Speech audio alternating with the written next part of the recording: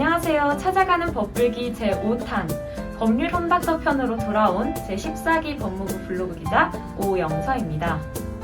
법무부는 법률 문제로 어려움을 겪고 있는 사회적 취약계층을 위해 법률 서비스를 제공하는 법률 혼닥터 제도를 운영하고 있는데요.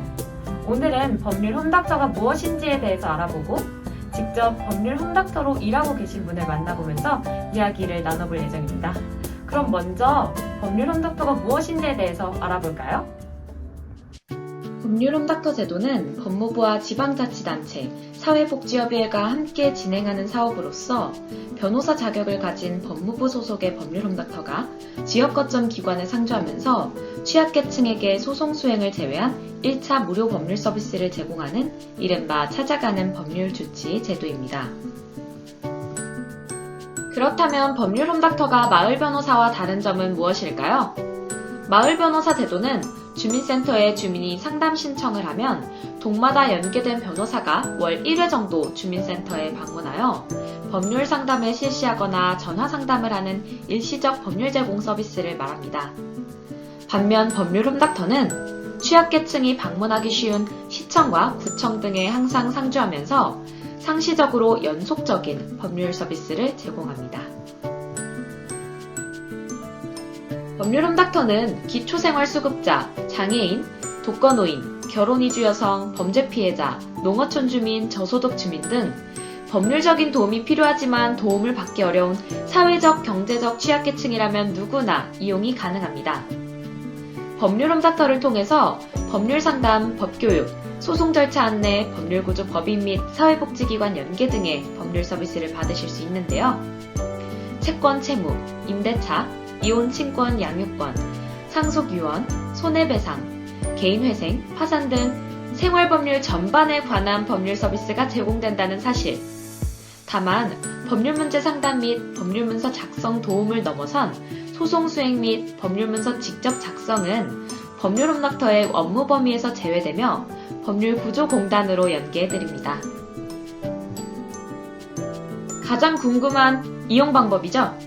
평일 10시부터 17시까지 가까운 기관 연락처로 전화하여 문의하시면 되며 필요시 예약 후 방문도 가능합니다.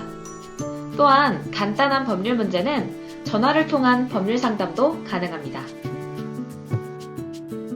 여기까지 법률 혼닥터가 무엇인지에 대해서 저와 함께 간략하게 알아보았는데요. 그렇다면 현직에서 법률 혼닥터로 일하는 분은 어떻게 일하고 계신지, 또 법률 혼닥터로 일하며 느낀 점이 있다면 무엇일지 더 깊은 이야기를 듣기 위해 도봉구청 법률 혼닥터로 근무하고 계신 김찬희 변호사를 모시고 이야기를 나눠보았습니다. 함께 보시죠.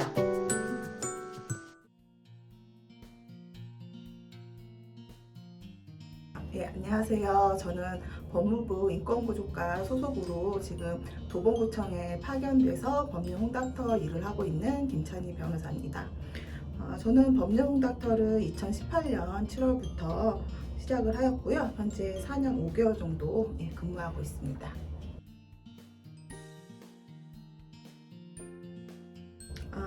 법률 혼닥터가 구청이나 시청, 사회복지협의회 같은 그런 지역 거점기관에서 근무하는 이유는요. 첫 번째, 저희가 법률 서비스를 하고 있는 취약계층에 대한 법률 서비스를 접근성을 먼저 생각했기 때문이에요. 서울에는 총 25개의 구가 있거든요. 근데 법원은 7개밖에 없고 보통 또 법원 근처에 변호사 사무실이 많기 때문에 경제적으로 정말 어려우신 분은 그 길을 찾아가는 버스비라든지 그런 것도 정말 부담이 되시는 분도 있거든요. 그래서 저희는 보통 구청이나 시청 그렇게 조금 접근하기 쉬운 곳에 있어서 이런 취약계층 분들이 좀 편하게 오셔서 서비스를 받도록 지역 거점 기관에 있는 게 첫 번째고요. 그리고 두 번째는 저희는 이제 기본 그냥 법률 서비스 말고도 기본적으로 제공하는 게 법률 복지 서비스라고 해서 구청이나 시청, 사회복지협의회에 근무하고 계시는 그 복지 담당 분들하고도 연계가 되게 잘 돼 있으세요. 그래서 그런 보통은 이제 통합 사례 관리라고 해서 이제 구민 중에서 여러 가지 복합적인 문제를 가지고 계신 분이 좀 요새는 좀 많거든요. 그 분의 문제를 해결하는 거는 이제 복지기관 자체로는 힘들고 다양한 그런 기관에서 지원을 함으로써 그런 분들을 도움을 주고 있거든요. 그리고 법률 홍닥터 같은 경우는 뭐 출장하지 않는 경우에는 그 파견된 곳에서 상시적으로 근무를 해요. 그래서 복지 담당자분들이 갑자기 취약계층한테 갑자기 무슨 일을 발생을 하고 이게 도리어 조금 법적으로 좀 조언이나 도움이 필요하다면 법률 홍닥터한테 바로바로 문의를 할 수가 있어서 많은 장점을 갖고 있어요.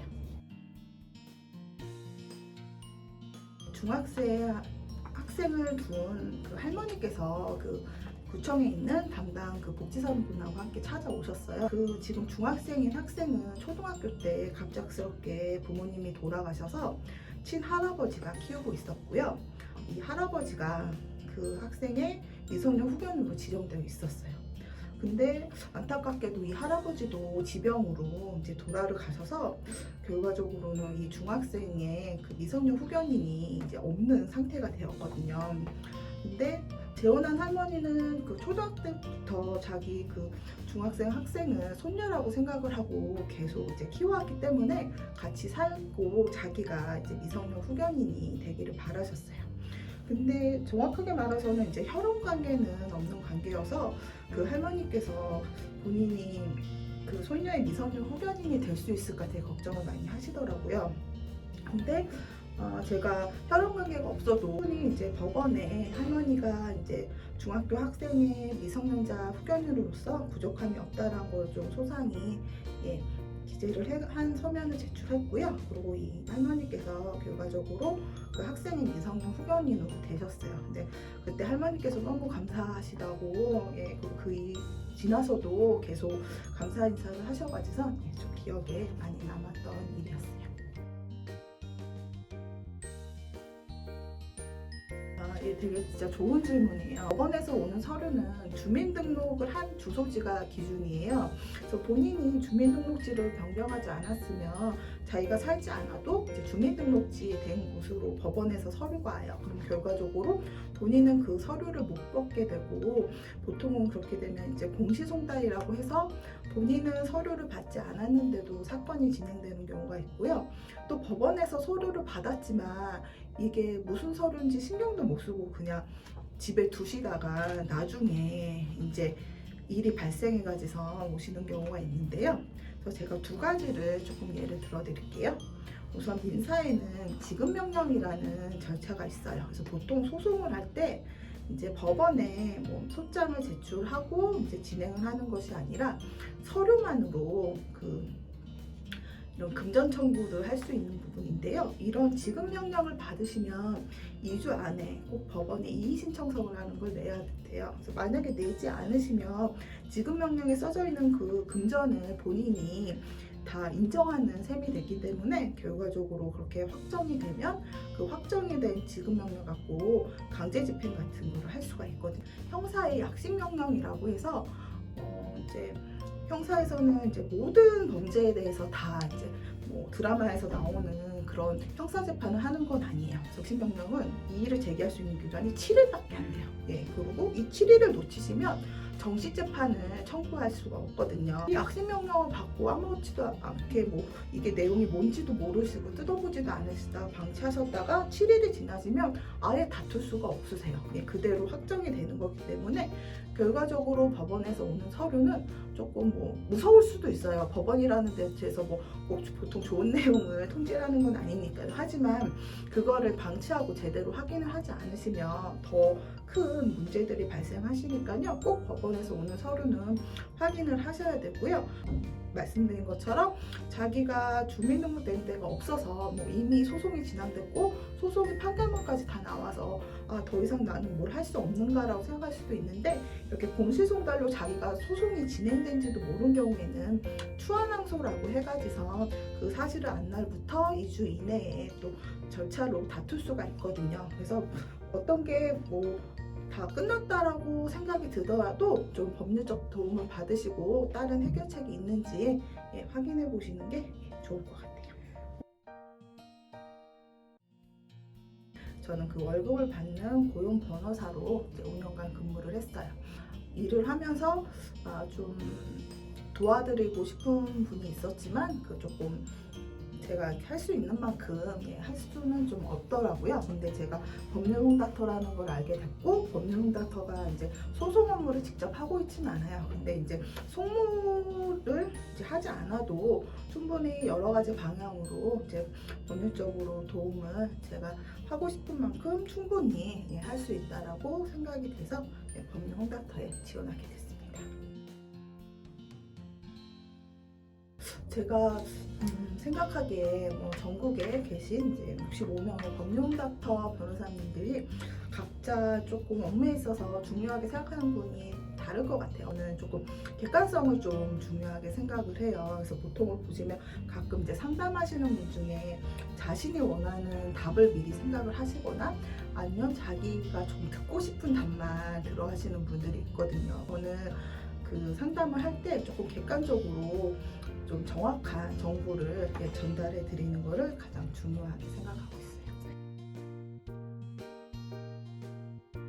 조금 슬픈 얘기를 조금 하게 돼서 저도 좀 그런데, 제가 이제 상담하고 도움을 드린 분 중에 말기 암 환자이신 분이 있으셨거든요. 근데 올해 초에 좀 돌아가셨는데, 돌아가시기 전에 좀 저한테 인사를 하고 싶다 하시는 거예요. 그래서 그럼 제가 오기에 괜찮은 몸 상태일 때 오시라고 해가지고 저한테 이제 인사를 해주셨는데요.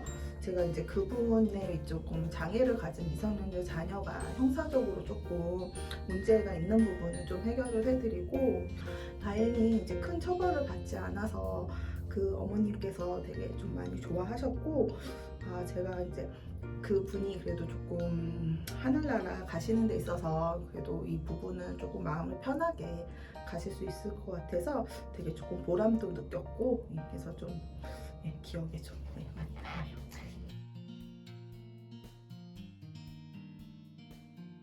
저는 법률홍닥터란 법률보건소이다. 사실 이제 보건소에 비유하는 거는 제가 아니라 저희가 다른 법률홍닥터 변호사님이 말씀을 해주신 거거든요. 왜냐면 병원도 이제 보건소, 개인병원, 종합병원, 대학병원 그렇게 여러 가지가 있듯이 그 이제 법률 서비스도 꼭 이제 한 군데에서만 받을 수 있는 건 아니고요. 그리고 정말 경제적으로 또 일반 병원도 가기 어려우신 분들은 보통 이제 보건소 가서 이제 의료 서비스를 받는 것처럼 그렇게 좀 경제적으로 어려우신 분이 이제 법률홍닥터를 찾아와서 이렇게 1차적 법률 서비스를 받으실 수 있어서 법률보건소라고 생각이 들었습니다.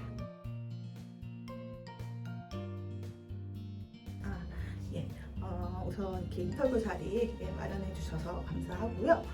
혹시 본인이 취약계층이시거나 아니면 주변에 그런 법률적으로 어려움을 겪고 있는 기초생활수급자나 차상계층, 범죄 피해자, 장애인 등을 알고 계시다면 그분한테 조금 법률홍닥터 홍보를 좀 부탁을 드리고 싶어요. 그 현재 변호사거나 아니면 법학 전문대학원 재학생 아니면 이제 법학을 대학에서 전공하시거나 아니면 법학에 관심이 있어서 좀 변호사를 생각하시는 분이 있으시고 또 공익 변호사를 생각을 하신다면 이제 법률홍닥터를 좀 적극적으로 추천을 해드리고 싶습니다. 감사합니다.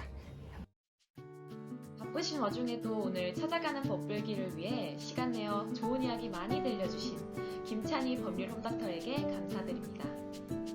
이상으로 찾아가는 법불기 5탄 법률홍닥터 편을 마치도록 하겠습니다. 따뜻한 법률복지 실현을 위한 법무부와 법률홍닥터의 노력을 함께 응원합니다.